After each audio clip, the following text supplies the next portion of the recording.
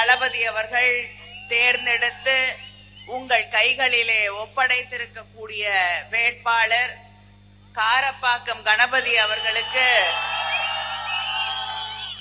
உதயசூரியன் சின்னத்திலே வாக்களித்து அவரை வெற்றி பெற செய்ய வேண்டும் என்று உங்களை எல்லாம் வேண்டி கேட்டுக்கொள்கிறேன்.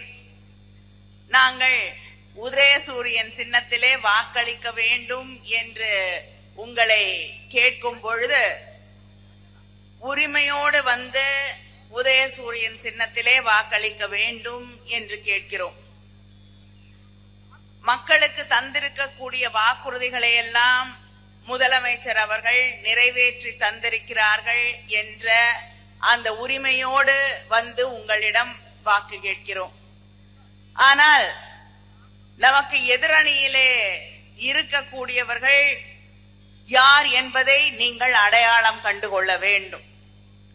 தொடர்ந்து தமிழ்நாட்டுக்கு துரோகம் செய்து கொண்டிருக்கக்கூடியவர்கள், தமிழ்நாட்டில் என்ன நடக்குதுன்னு தெரியாதவங்க, காழ்ப்புணர்ச்சியோட தேர்தலுக்கு தேர்தல் வந்து மக்களை சந்திக்கக்கூடியவர்கள் தான் இங்கே நம்முடைய எதிரணியிலே நமக்கு எதிராக அணிவகுத்திருக்கிறார்கள் என்று புரிந்து கொள்ள வேண்டும்.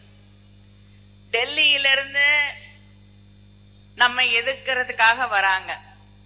இங்க எடப்பாடி பழனிசாமி அவர்களோடு கைகோத்து கொண்டு இதுவரைக்கும் பல முறை சொல்லியிருக்காரு, அவங்களோட ஒட்டும் இல்லை உறவும் இல்லை அப்படின்னு.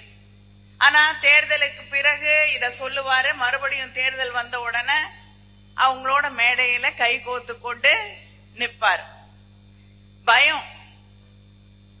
ஏன்னா தன் மேல ஏதாவது கேஸ் போட்டுற போறாங்க, வழக்கு வந்துச்சுன்னா என்ன பண்றது அப்படிங்கிற பயம். ஏன்னா பிஜேபி கிட்ட ஒரு நல்ல பழக்கம் இருக்கு, நீங்க எதிர்கட்சியில இருந்தீங்கன்னா கேஸ் போடுவாங்க, எதிரணியில இருந்தீங்கன்னா வழக்கு போடுவாங்க, சிபிஐ அனுப்புவாங்க, இன்கம் டாக்ஸ் அனுப்புவாங்க, இடி அனுப்புவாங்க.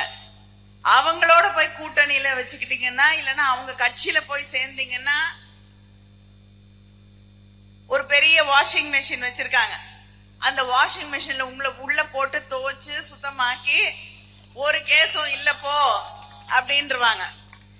உண்மையில சொல்லணும்னா எடப்பாடி பழனிசாமி ஃப்ரிட்ஜ் கொடுக்கறேன்னு சொல்லியிருக்காரு போல இருக்கு. இந்த தேர்தல்ல ஆட்சிக்கு வர போறது இல்ல, கொடுக்க போறதும் இல்ல.